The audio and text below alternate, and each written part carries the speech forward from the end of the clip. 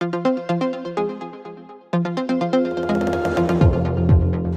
to Space to Ground. I'm Kayla LaFrance. Today we're coming to you from the Sonny Carter Training Facility. This is where astronauts come to train to walk in space. As NASA's premier training facility that can simulate zero-G or weightless condition, the Neutral Buoyancy Laboratory, or NBL for short, is an essential tool used to design, test, and develop the International Space Station. The NBL played a vital role in the training of the Space Shuttle and early expedition crew members that worked to construct the orbiting laboratory. The NBL contains a full-scale mock-up of the space station, including all modules, external payloads, and work sites. It even has its own robotic arm. Once an astronaut is assigned to a flight to the ISS, that crew member will come and participate in 7 to 9 training runs here in the pool. They will be practicing the skills and tasks required if they were to do an EVA while aboard the International Space Station. That could be up to 60 hours of time spent suited up and training inside the pool. For special tasks such as the ongoing IROSA installation, the soon-to-be spacewalkers will also spend extra time in the pool to run through the choreographed actions that they will need to complete once they are in orbit. Crew members assigned to support the spacewalks from inside the station will also take part during the training run, where they will practice using the robotic arm, manipulate it to simulate the full experience of working in space. But you may ask yourself, what is it actually like to take part and help in the training of our astronauts before they go into space?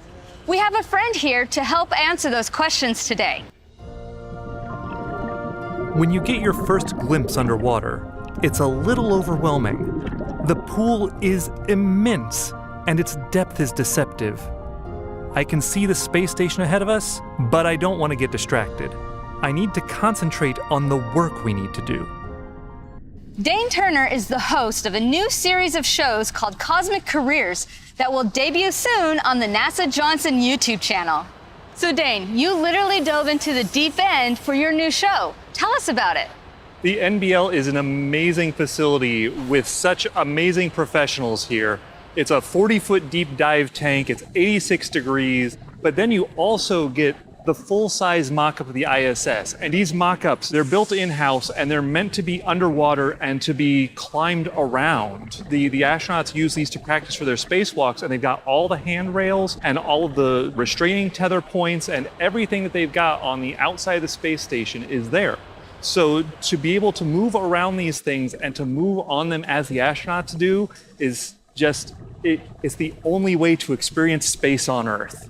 Now, we currently have a training run going on behind us right now, and it's a beehive of activity. Can you tell us more about what the dive team is doing to support our astronauts today? Yeah, so you've got 5 divers for each astronaut in the water. You've got divers with cameras called float divers who are making sure that they've got a shot of the astronaut at all times. And then you've got these safety divers, and the safety divers are there to make sure that the astronaut is always in a good position, and to make sure that nothing goes wrong with the astronaut. And then you've got the utility divers, and the utility divers are there to make sure that all the equipment is in place and everything for the test run is as it should be. So you got to go into the NBL for part of a new show that you're doing called Cosmic Career. Can you tell us more about that?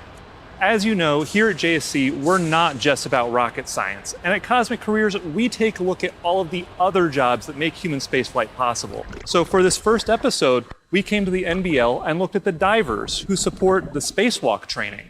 And in the future, we'll look at some of the many other jobs that are able to support human spaceflight on the ground, just not the ones you might think about. The premiere episode of Cosmic Careers will debut soon on the NASA Johnson YouTube channel, so stay tuned. Also this week, the latest shipment of research and supplies was sent to the International Space Station. The Northrop Grumman Cygnus spacecraft launched atop an Antares rocket from NASA's Wallops Flight Facility off the coast of Virginia.